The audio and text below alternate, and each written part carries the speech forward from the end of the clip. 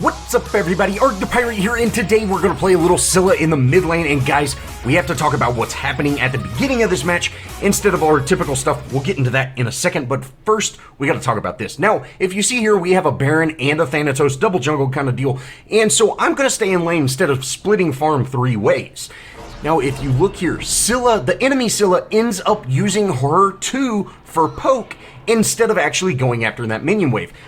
Now, I did get that crazy lag spike, but what this is going to allow me to do is actually win this minion lane. I'm going to be able to take out these minions way before she can, and that's going to free me up to rotate to the enemy red and take it out. You definitely want to use your abilities for getting that minion wave down as quickly as possible and not poke on the enemy god. It can really help you out, and again, winning that wave is absolutely huge. Alright, now it's time to get into the regular stuff, and first up we have to play Smite's most favorite game. Who's that? Smite God.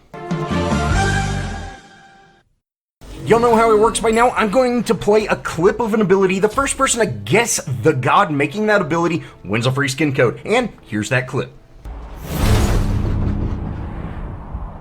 That one's pretty unique, so good luck to everybody. Now, for my starting build, I'm going to pick up Book of Souls, which is rank 2 of Book of Thoth, and then 2 healing potions, 1 mana potion, and Aegis. And then I'm going to pick up Book of Thoth, Shoes of the Magi, Spear of Desolation, Soul Reaver, Book of the Dead, Obsidian Shard, and then I've got Purification Beads for my last relic. Next up, we have to go over Kitten. First up, we have her passive Quick Learner. Each of Scylla's abilities gains an additional effect at max rank.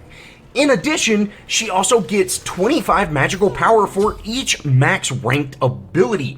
And guys, there's a little trick you can do to get a rank 5 ability at level 9. So when you hit level 8, you will be able to pick up another ability. But if you don't pick it up, just wait until you hit rank 9. You can then get max rank on your 2 and get a additional charge on your ultimate. So at max, or at level 9, you will have your 1 at 1, your 2 at 5, your 3 at 1, and your ultimate at 2. This will give you a ton of damage, and you get that additional power, so it's like you put another item on, and you also get those small little passive changes. Alright, enough of that, let's go over her 1, and her 1 is Sikkim. Scylla sends out 2 hounds forward, dealing damage, rooting, and crippling the first enemy hit. At max rank, 2 additional enemies nearby the first target will also be hit, and that includes the root and cripple effect as well. Scylla's 2 is Crush. Scylla creates a magical field that slows enemies. After 5 seconds, it detonates, causing damage. Scylla may activate this ability again to detonate it early. Now that's something that a lot of people I see miss that up. Guys, you don't get any bonus damage for letting that sit on the ground for longer. Detonate it as quickly as you can, or just when you pick the right time, detonate it. And at max rank, enemies in that area also have their magical protection reduced, and targets hit by the damage are slowed for 1 second.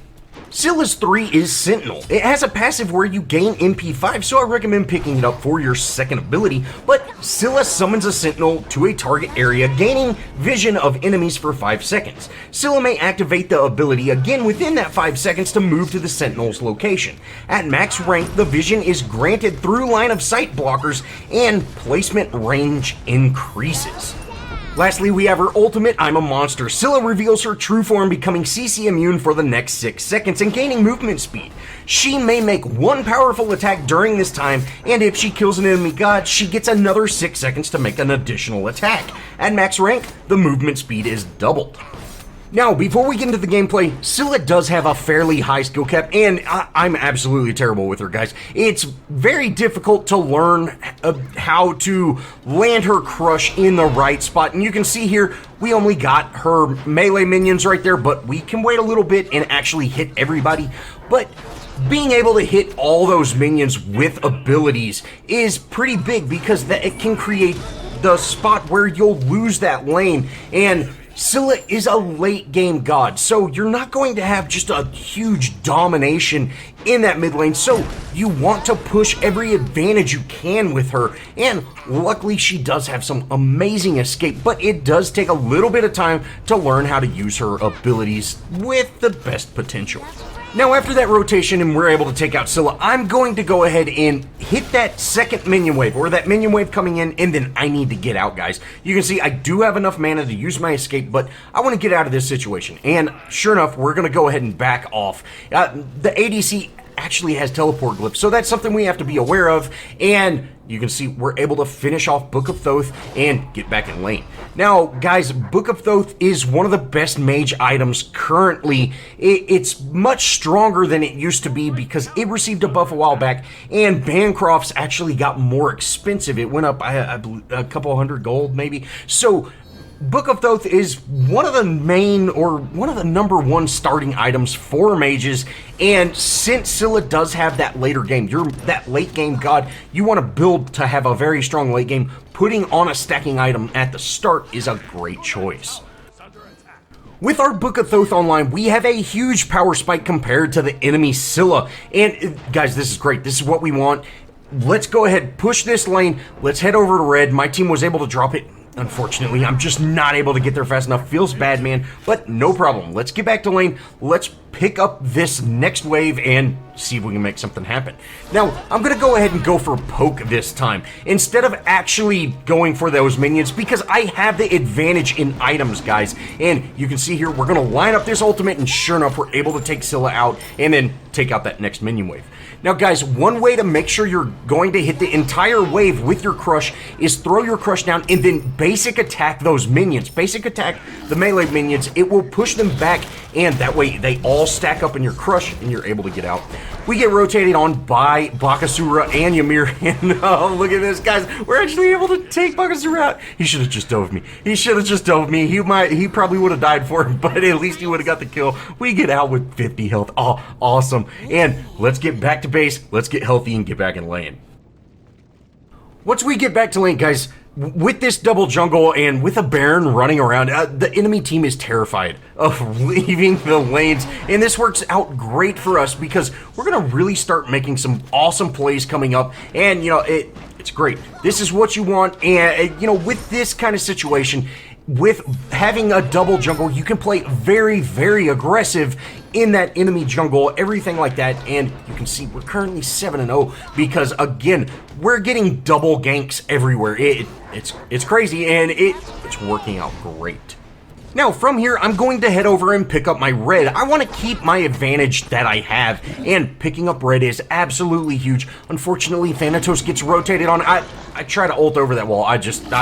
I don't know the range of this ultimate, and I missed everything. Feels bad, man, but Bakasura showing up made it where I could not rotate over there and help out. I could now, but unfortunately, Thanatos ends up going down there. You know, there's little that I could have done with that Bakasura showing up, but it's better to stay alive than rotate over to try to save somebody and then end up dying yourself. It's always better to stay as alive as long as you can. There, Ymir ends up showing up here, and guys, he ends up using that ult very, very quickly. Let's go ahead and head out. That Scylla bomb almost killed me. Oh, Baron showed up and destroyed everybody. Awesome play. Not only was he able to take out Scylla and Ymir there, but our minion wave got that tower. Great play, and this is really going to free us up to start making those rotations.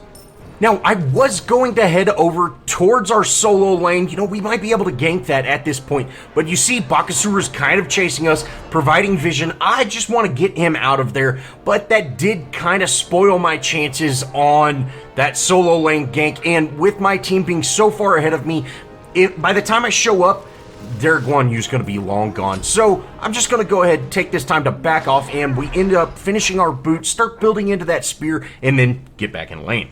Now, we want to get there quickly because Scylla is pushing this lane, and you can see it's pretty decent size. That's almost a full minion wave coming into that tower. So let's go ahead and deal with that. And then I see Scylla, she peeled off going towards my red. Let's head over there, and sure enough, we're able to get some damage on her, and we finish her off there. And guys, you can see we're 3 levels ahead with some actual power items on with that Book of Thoth, things like that. Our damage is starting to crank up. And since we used that little trick to get rank 5 on R2, we've already got a natural 25 more power. Awesome. Awesome. Let's go ahead and collapse on our solo lane. You can see my entire team's here. Thanatos is pretty low, but let's be careful with that.